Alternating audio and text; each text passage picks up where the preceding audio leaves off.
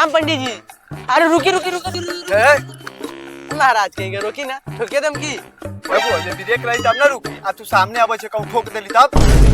अच्छा ये बात छोड़ी पंडित जी इली हमार हाथ आ देखिए कोनो रानी नहीं हमारा नसीब में बा कि ना बा तो वो के भोज खिया पाएम कि ना पाए साथ तो बोलिए बा मऊ गाले आ ऊपर से तोरा हाथ के पूरा हैंड ब्रेक कर के तोर हाथ के पूरा रेखा मिटा गइल। हमरा नसीब में तो बियाह के भोज नहीं खे लेकिन तोहरा श्राद्ध के भोज हम खाए। ए पंडित जी ऐसे काहेला बोले छी हमरा डर लागता। डराए के बात ना बाहर जा तारी तो बाप से हम बतियाम जो बाबू तंगा हैंड पर कम उपयोग करिए। ठीक बा पंडित जी।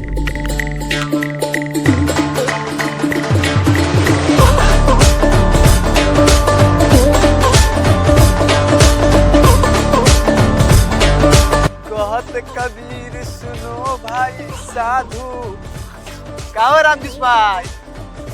प्रणाम पंडित जी आओ ना बैठो ना आओ आओ खुशी रहो बैठो बैठो तो बतलाओ ना और सब ठीक बा लेकिन एगो बात कहे के लख पंडित जी का कही ना तनी हमरो के लव जाऊ जजमान उन्हें लड़का यहाँ के जियान होता है ने अपन लोग लगावे के उपाय सोचता नहीं वो सब अपना कंडीशन जियान होता ओकरा एगो रोग हो गइल बा गुप्त रोग। ई का होला पंडित जी ई ज्यादा हैंड ब्रेक करे से होला ओकर जल्दी जल्दी शादी के लहान लगा। ठीक बा अहाँ के नजर में कोई लड़की बा एगो तो देखले तो छी रामपुर गांव में जाके यहाँ के हम शाम में फोन करके बतलावता। ठीक है बताएं तो जाओ काम है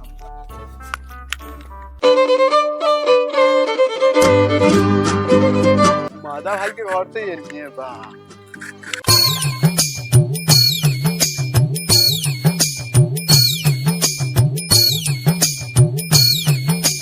का जजमान जा प्रणाम पंडित जी बैठो। काय करत हली ए गर्मी है बुझते बानी यहाँ सब। जजमान अहे के सुविधा के बात कहे आल रहली की कहू ना कहे के मतलब बा बिन देखे एगो लड़का बा जे लड़का देखे जाके में सब चीज ठीक बा जमीन जथा बा तहां कहले रही हम बेटी बा हमरा विचार से दोनों के रिश्ता तय करवा देवे। पंडित देखे सुने के बात का बा में कल बुलाओ लड़का ठीक बा तुम करे लावा तनी। ठीक बा। पापा हाँ बबिया के शादी के बाद तो करता रह लड़का देखले बारा कि ना कैसन चाल स्वभाव के बा। अरे आबे दे देख ले हमहू देख ले तो देख लिए ऐसे हमरा पंडित जी पे भरोसा नहीं कि साला पंडित जी खुद 420 बा लड़का तो हेज के बात करिए तो कम में कला की साला कमाए में हमार ना गात फटता। पंडित जी अभी तक ले ना आए आवत होई कबे से बैठल बानी।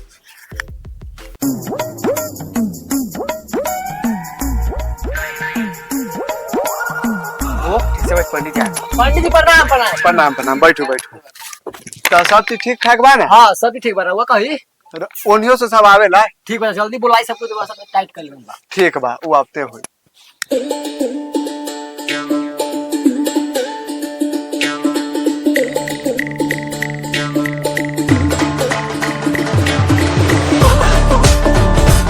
प्रणाम प्रणाम।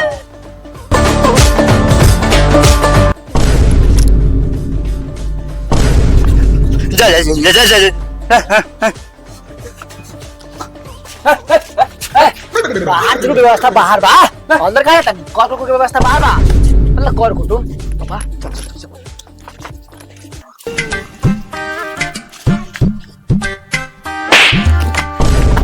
चल बात के हो तो खुशबू उठी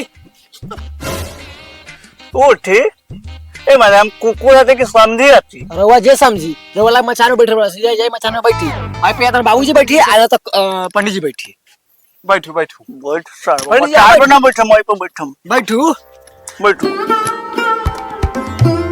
अभी के बोलावा ए भाभी को लार बोला आज दिन में लड़का कौन वाला बारे पता लगाता लड़का यहाँ बा पता का कहता लड़के के बारे में हमरा का कहता रे अरे लड़का के बोला तो ना जा कटीन देखा कटीन कते हो जाएगी। ठीक बा मम्मी को बुला देता रे लेकिन कुछ गड़बड़ होई तो पूछिया तू है। अरे कुछो न गड़बड़ हुई, तू टेंशन मत ला, सब हमरा पर छोड़ा ना। बुआ बोला के लिया। का पेप्सी भाई, धोती साली के दिया ला लिया का? अरे नो पंडित जी, वो सरकार के तक कीचड़ कर देने वाला रास्ता पर ओहे लगे उठा के चढ़ लियो।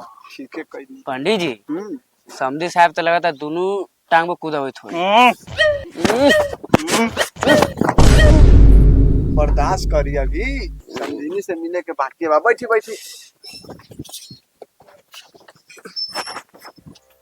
ए बॉबी जाता नहीं तो ज्यादा मत बोली, ठीक बा? वो लोग जितना सवाल तरह से पूछी ना उतने के जवाब दी, ठीक? ठीक बा। शुभानंदी खुश रहा, खुश रहा। बैठ पूछो। तो बुआ नाम कथी है?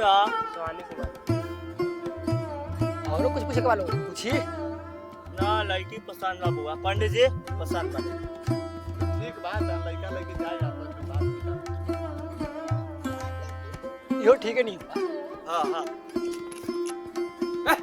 पंडित जी को बैठे दे ना। ए हमर लार जी बैठी, हम से देखा तानी पंडित जी के माथा पर चढ़ाइले रहा, हम बैठे। हट साइड में बैठ। सर खाली मारती रहे मत के बेटा। तो कुछ दहेज के बात विचार कर। दहेज के बारे वीडियो में रोक, वीडियो रोक। नहीं है। 2.5 लाख रुपया एगो मोटका चल हां चैन। ना पंडित जी ना, 1.25 लाख रुपया एक भर चैन, इतना हमरा से होत। अगर इतना बार रिश्ता मंजूर बा तो करी रहता। तो यार जजमान सामने बा, का पेप्सी भाई बोला? 1.25 लाख कितने होला पैसा? 1,25,000। ना ना इतना में ना होई। ए पंडित जी जितना रवा के ले के बाद डिक्लेयर बताई और रिश्ता फाइनल करी। हमरा बुई बुझ बोलना आवेला, समझ ली? 2.5 लाख रुपया लेंगे। इतना नहीं देंगे। नहीं देगा तो शादी नहीं करेगा। हाँ तो नहीं करे जाओ, वैसे भी आपका लेके झाटे सन क्या, समझे? नहीं होगा शादी, ये लार सन के रिश्ता कहते हैं। पंडित जी हम जाता नहीं है। वह बुआ को बुलाइए, बुआ को बुलाइए। जा जा जल्दी आ, शादी पाजी जल्दी बुला क्या? ये हमार फुलझड़ी, हमरा को फुलाए तो नहीं ना। ना हो भैया भैया बाबू तो दहेज के ले रिश्ता खत्म कर दलो। का जो बाबू कह दिए लड़की के लेके हम भाग गेली। सही से जाइया। ठीक बा जो। पंडित जी देगा कि नहीं देगा? ये नहीं देगा जाओ। नहीं देगा तो जा रहे हैं। बैठी। आराम से बात करो। तुम्हारे जैसे दो लड़का है मेरे पास। बाबू बाबू भैया तो भौजी के लेके भाग गलो। का बबिया के लेके भागल पक्का हिस्सा लगे दोस्त बैठ जाएगा। तू टेंशन मत ला। साल जोन बिल में होई ना, ओका हम ना हाथ निकाल के खोजरी तो हमरो नाम ना 420 बन गई। सब दोस्त तोरे वाला सरवा मोशन लेके देख के लगे बहन कहां के लेके। अरे उ लड़का वैसा ना रहे, साल के अभी ता मत्ती गति ओकर देखला के ए बुआ ओई से तोहार आ हमारी इज्जत बर्बाद होई।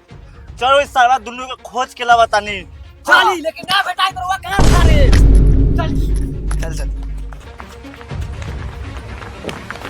पकड़ा पकड़ा बहन के धो के पकड़ा। बाबूजी एकरा कहां था समझ लो कि वो हवा गेला के बाद मेरा बेटा का पक्ष लड़ने लगी। अरे भला जाए बा की काहे बाहर साला ए बहन के बाहर है बेटा काहे बाहर। पंडित जी रसली बाहर ए बुआ साहब तू सही ना। हां भैया बोलो भैया। अभी जाता नहीं एगो लड़का लड़की पीछा करे, ठीक बा? अच्छा तुझे करके जितना मन करे उतना मार, ठीक बा? और सारा कुछ बोलता तू धर के पैखाना के लिए फेंक दिए, ठीक बा? चल ए बहन चलो चलो पानी जो अगला हां चल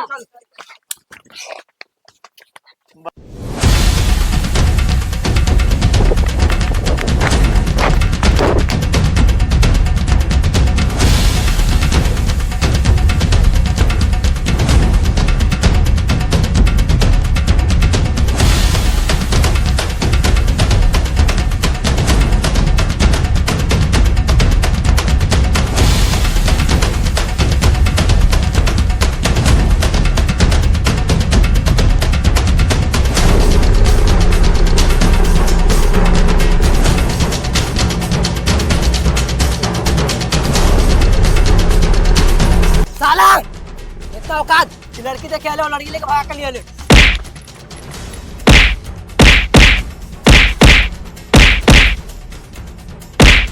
कहा था बस सर्वा मर गई। उठाओ करके फेंक पानी।